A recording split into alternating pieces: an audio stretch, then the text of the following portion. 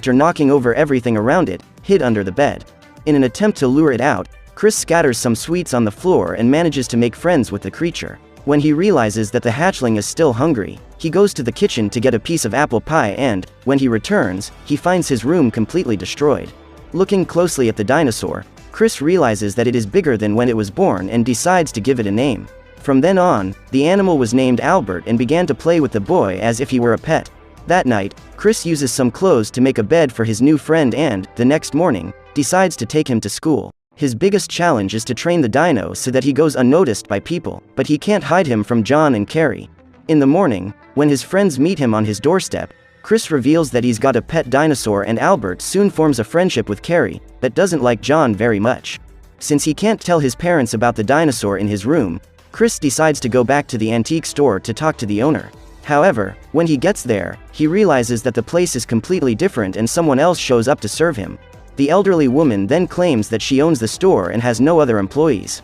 At that moment, Chris sees the photo of the salesman who had attended to him the day before and the woman reveals that he is her late husband.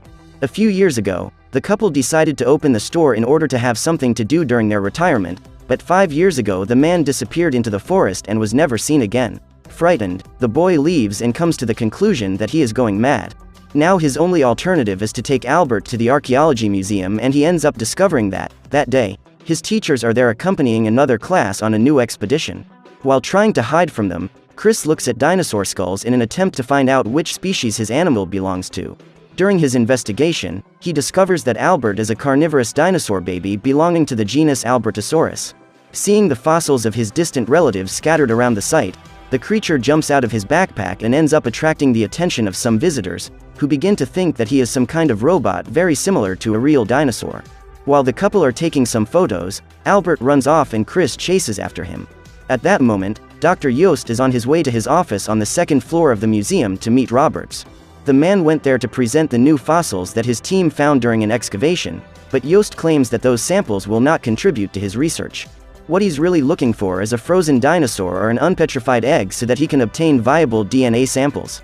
On hearing this, Roberts says that if something like this were found, it would be worth a fortune, but Yost assures him that he is willing to pay. After saying goodbye to the archaeologist, Dr. Yost returns to his laboratory while Chris continues to try to catch his dino, who is running all over the museum. As he approaches the security room, the scientist spots a dinosaur in the images captured by the cameras and rushes to try and find the specimen that is loose in the museum.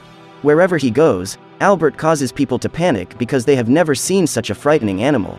After chasing the baby for a few minutes, Chris finally manages to get close to him,